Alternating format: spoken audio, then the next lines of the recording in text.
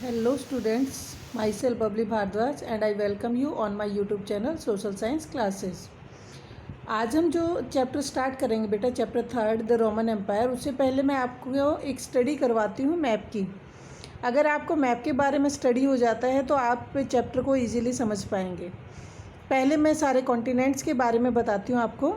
ये देखो बेटा, ये है north America and this is south America.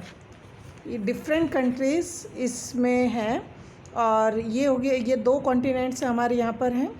और उसके साथ साथ है जो ये वाला पार्ट है, यहाँ पर है यूराल माउंटेन। यूराल माउंटेन, ये देखिए, ये यूराल माउंटेन, और यूराल माउंटेन का के साथ कुछ हिस्सा जो रशिया का है वो यूरोप कॉन्टिनेंट में चला जाता है। और ये बाकी जो है यहाँ रेड सी से उधर रेड सी के पास से होता हुआ यहाँ से ये सारा इलाका, ये सब ये एशिया कॉन्टिनेंट में आ जाता है। ओके, ये एशिया कॉन्टिनेंट है। ये दिस इज़ अफ्रीका कॉन्टिनेंट। यहाँ से ये मेडिटेरियन सी है, ये रेड सी है, और यहाँ का ये सारा जो एरिया है ये सारा एरिया ये अफ्रीका कॉन्टिनेंट में है। Next one Australia, this is Australia continent, the smallest continent of the world. And the last one Antarctica continent, ये 7th है। तो ये बेटा हम जो चैप्टर स्टार्ट करेंगे वो चैप्टर हम यहाँ से स्टार्ट करेंगे। ईरान का इलाका जो है, रोम और ईरान, यहाँ की हिस्ट्री के बारे में हम स्टडी करेंगे। हमने पढ़ा था इराक का, ये इराक है। यहाँ पर मेसोपोटामियन सिविलाइजेशन डेवलप हुई थी और इराक के करीबन 2 मिलेनिया आफ्टर, करीबन 2000 साल के बाद यहाँ पर और भी ऐसे एम्पायर्स डेवलप हुए थे। और उन एम्पायर्स ने यहाँ पर new construction, new buildings, new administration start किया था। इवन ईरान ने भी इराक के साउदर्न पार्ट पर या मेसोपोटामिया के साउदर्न पार्ट पर जो असीरिया साम्राज्य था उस पर कंट्रोल कर लिया था। और उसके साथ साथ यहाँ से जो अलेक्जेंडर है, अलेक्जेंडर जो सिकंदर कहे जाते हैं, उन्होंने भी कंट्रोल किया था। और उन्होंने ये सारा इलाका जीतते हुए, इराक ईरान को जीतते हुए वो इंडिया तक आए थे। और इंडिया में जो है वो उन्होंने 20 रिवर, व्यास नदी जो है वहाँ तक कंट्रोल कर लिया था। लेकिन कुछ ऐसे रीज़न रहे थे जिन रीज़न के कारण उनको वापस जाना पड़ा था। उनके सोल्जर्स ने आगे बढ़ने से मना कर दिया था कि उन्होंने कहा कि फॉरवर्ड ईस्ट की तरफ वो नहीं बढ़ेंगे। ये रीज़न था। जितना एरिया उन्होंने कंट्रोल किया था अलेक्जेंडर ने, तो वो सारा एरिया, उस एरिया को हेलेनाइज्ड एरिया कहा गया था। रीज़न क्या था?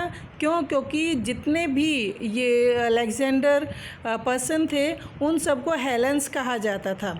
और अलेक्जेंडर मैकडून से आया था और उसने यहाँ पर जैसे कि जितने भी ग्रीक्स थे उन ग्रीक्स को हेलेंस कहा जाता था। इसलिए जितना भी टाइम पीरियड उनका रहा उसको हेलेनिस्टिक टाइम कहा गया था, हेलेनिस्टिक एज का नाम दिया गया था। ट्रेडिंग बहुत ज़्यादा डेवलप हो गई थी। और उसी टाइम पे एक रोम साम्राज्य था जो अपने आप को रिपब्लिक मानता था। रिपब्लिक मानता क्या था? वो रिपब्लिक ही था। गवर्नमेंट, वहाँ पर जो गवर्नमेंट थी वो कॉम्प्लेक्स सिस्टम ऑफ इलेक्शन पे बेस्ड थी। लेकिन वहाँ का जो पॉलिटिकल सिस्टम था वो वेल्थ, बर्थ, सोसाइटी को बहुत ज़्यादा इम्पॉर्टेंस देते थे। वहाँ जो सोसाइटी थी वो स्लेवरी सिस्टम पे ज़्यादा डिपेंड करती थी। कहाँ की बात कर रहे हैं हम? रोम की, क्योंकि नेक्स्ट चैप्टर जो हमारा होगा वो रोम एम्पायर से रिलेटेड है। और सारी की सारी जितनी भी फोर्सेस थी रोम की, उन्होंने अपना एक ट्रेड नेटवर्क यहाँ एस्टेब्लिश कर दिया था। इवन अलेक्जेंडर एम्पायर के साथ भी उन्होंने ट्रेडिंग की थी। अगर मिडल फर्स्ट सेंचुरी की बात की जाए, ये फर्स्ट सेंचुरी BC की बात है, तो एक जूलियस सीजर नाम के मिलिट्री कमांडर थे जो हाई फैमिली में जिनका जन्म हुआ था, तो उन्होंने रोमन एम्पायर को एस्टेब्लिश किया था जो आज ब्रिटेन और जर्मनी है।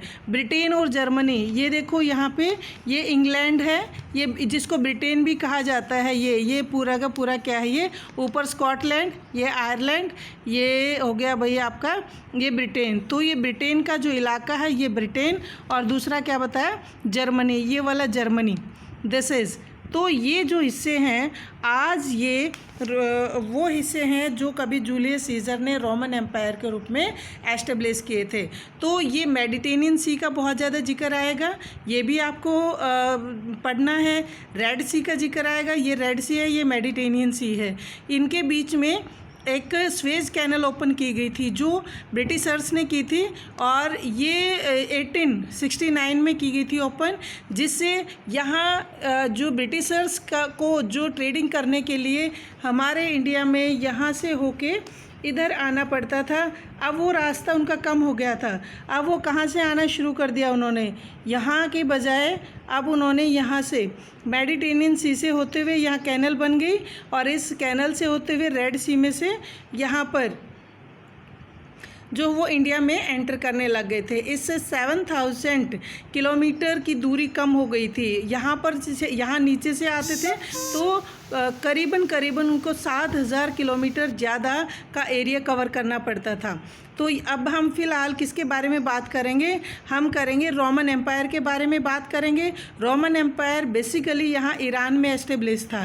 क्योंकि मेसोपोटामियन सिविलाइजेशन तो इराक में थी, तो इराक के ईस्ट और वेस्ट में भी बहुत सारे एम्पायर्स डेवलप हुए थे, बहुत ज़्यादा ट्रेडिंग डेवलप हुई थी, जिसके बारे में हम नेक्स्ट चैप्टर में डिस्कस करेंगे।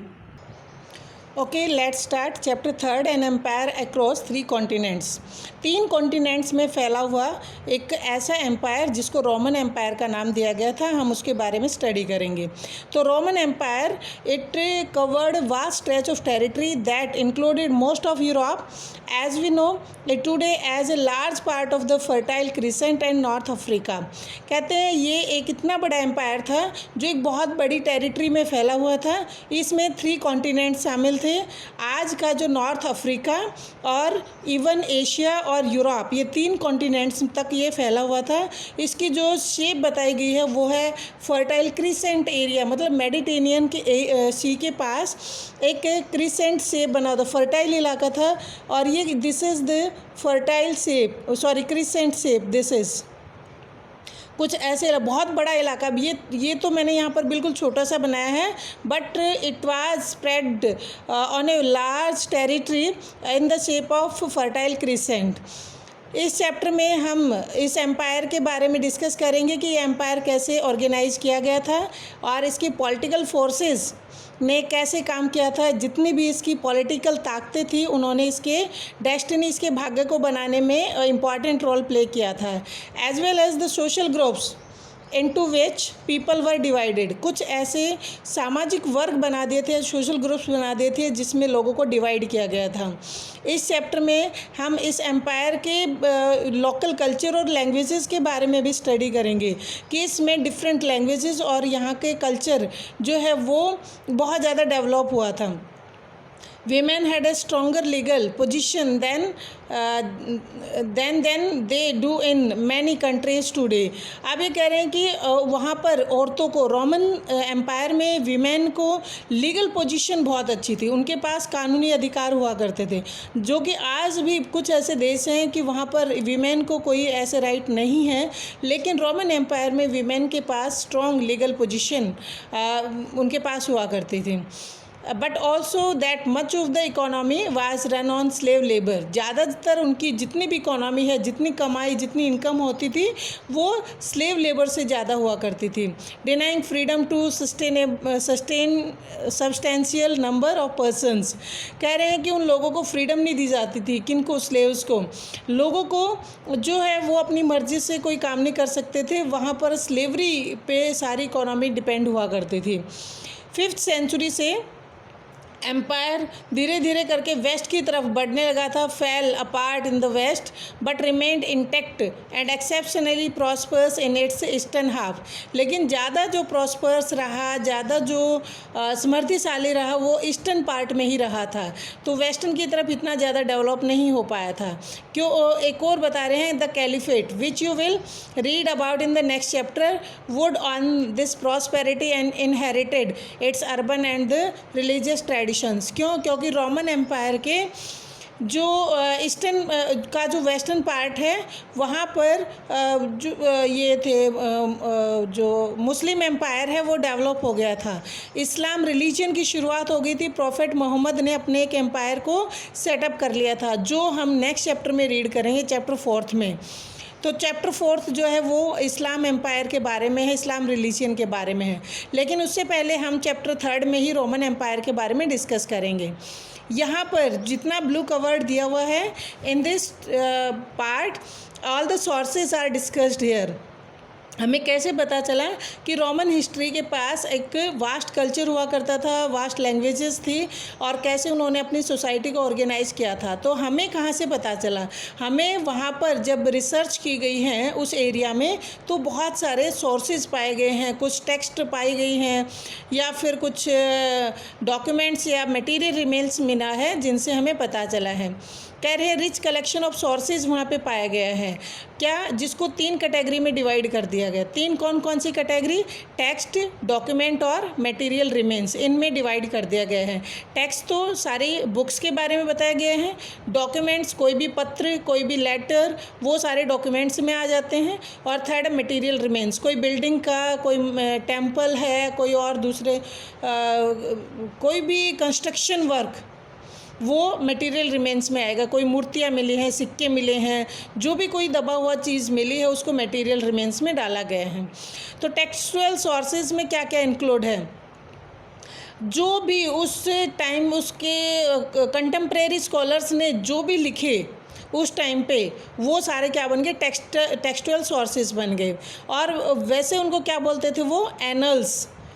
अपने बुक्स को एनल्स बोलते थे, टेक्सचुअल सोर्सेज को एनल्स का नाम दिया गया था, because the narrative part was constructed on a year by year basis, क्योंकि हर साल लिखे जाते थे, हर एक साल का पूरा ब्यौरा तैयार किया जाता है, इसलिए उसको एनल्स, जैसे हम एनुअल बोलते हैं उसी से वर्ड है एनल्स, तो ये एनल इसलिए उसका नाम रखा जाता था।